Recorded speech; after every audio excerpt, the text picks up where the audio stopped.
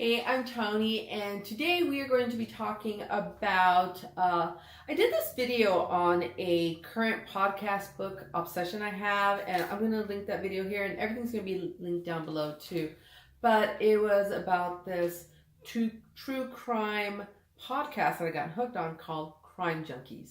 And I still love it. It's great. I'm totally caught up. They release them every Monday, and I religiously listen to it every Monday. But there's been some excitement because they actually caught one of the serial killers that they did a podcast on.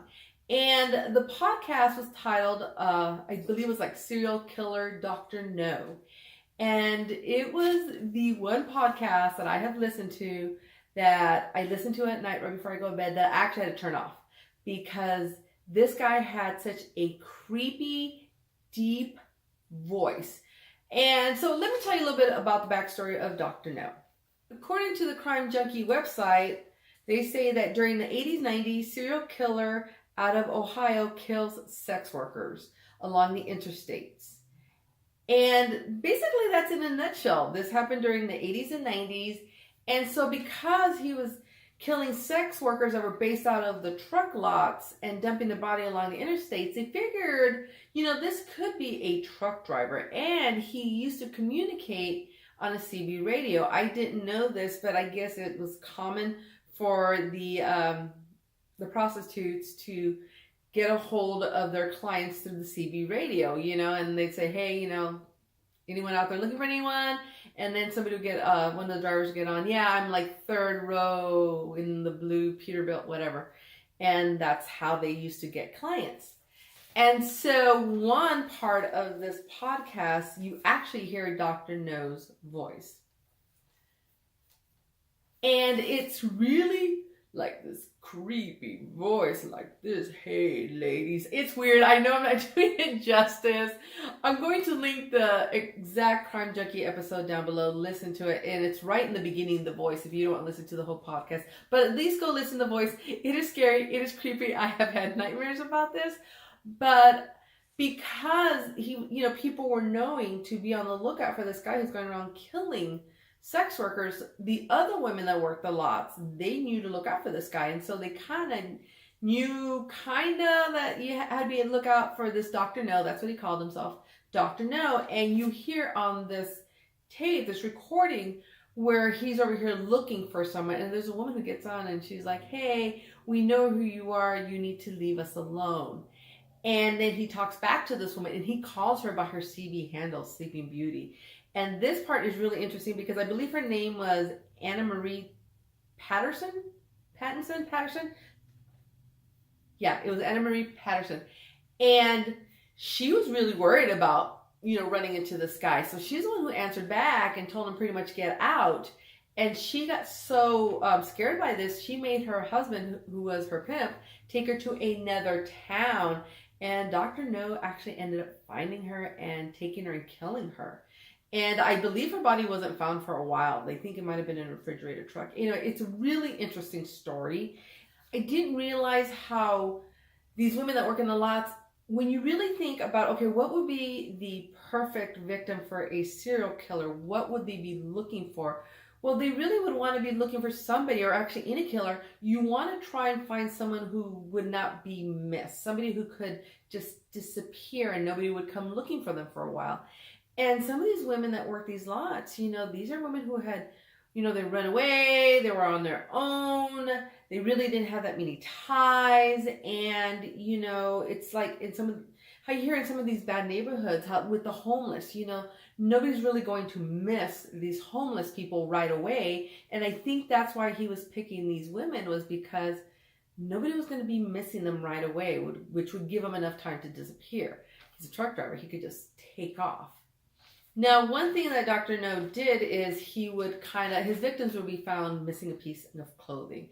And I think one of the things that they talk about in the Crime Junkies podcast is that in 1987, there was an accident where one of these big trucks got in an accident. I think it slid on a patch of ice and it crashed into a bridge. And when the cops came, out of the cab was spilled 200 pieces of clothing.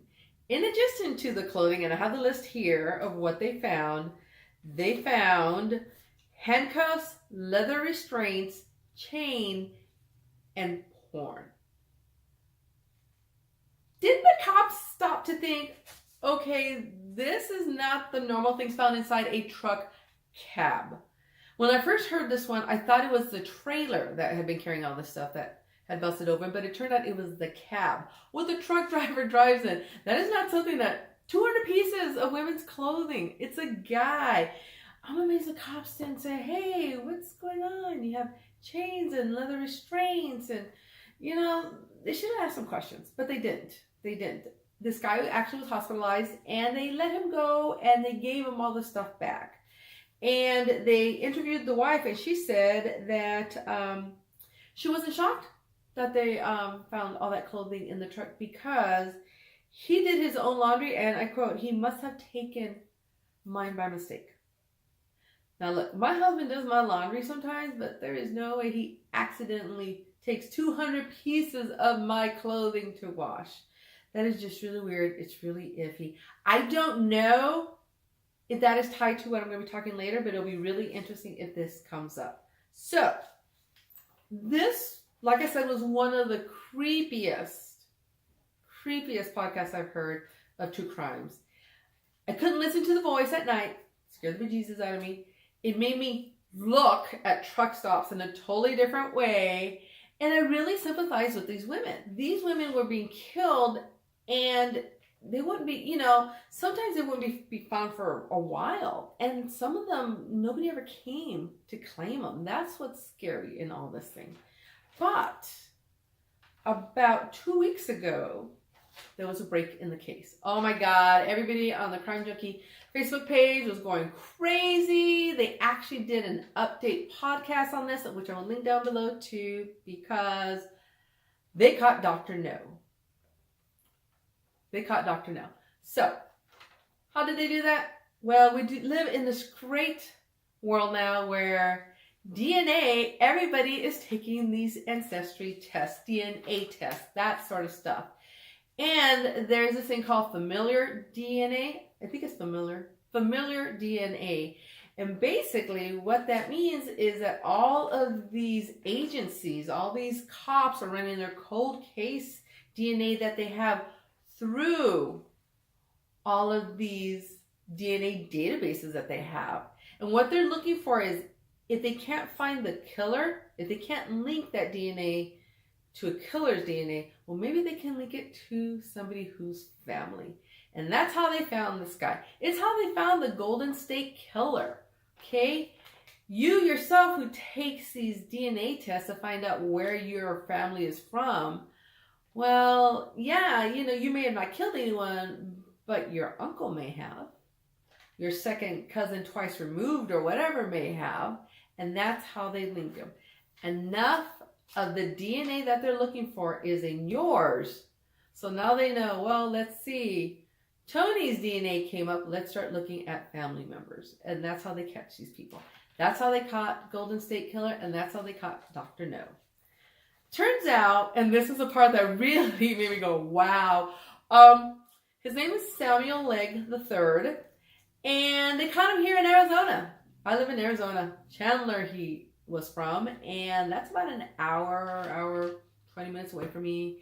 And I was like, oh my God, Dr. No is in the same state as I was. That's kind of scary because you never know. You never know who you're walking by. That's just scary. So anyway, what have we learned so far in these past 2 weeks since they caught Dr. No? He was linked by DNA because he's linked up on a case of a 1997 rape of a teenage girl. And so they actually linked it to somebody in his family, and that's how they backtracked and linked it to him. And because of that, he was also linked to the murder of another woman who was not a prostitute, but she happened, I believe, he picked her up while he was in his truck. So that was a murder. So far that he has been charged with is 1 rape and 1 murder. But the DNA has been linked to 4 cases of murder, 3 in Ohio and 1 in Illinois. And these are the cases that have been linked to Dr. No. So I made sure I set a Google alert. So anytime anything else comes up on this case, I can go and read it because I am obsessed with true crime. Oh my God, it's just so crazy. But let me tell you, when I went out to Facebook and I saw they caught Dr. No, oh my God, it just made me feel better knowing that that man has been caught.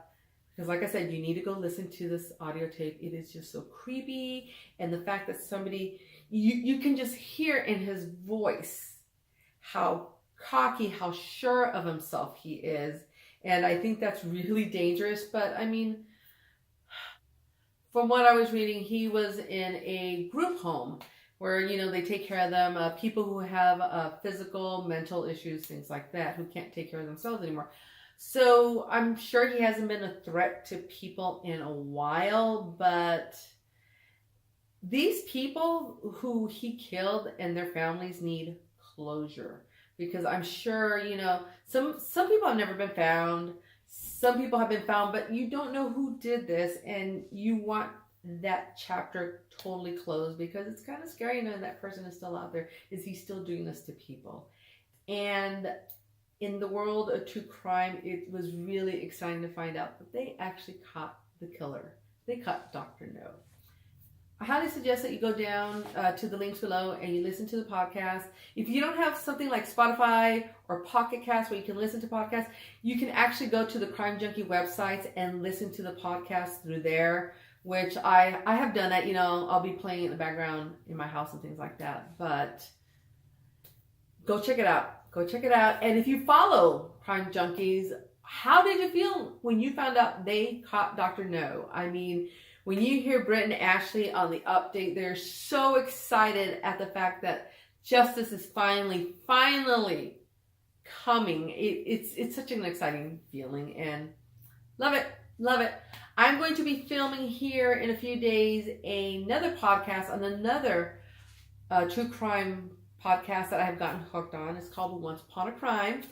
And I'm going to talk about some of my favorite cases. I'm not done. These people have been going on for a while, and she's got tons of podcasts. And I have many, many more. But I have already gotten some that really do enjoy it. And be on the lookout for that video. Hit the subscribe button. And if you hit that little bell, it'll let you know when I upload. And yeah, be on the lookout for that in about a week or so. And I'm going to link my channel here. And I will see you guys next time. And stay safe, people. Bye.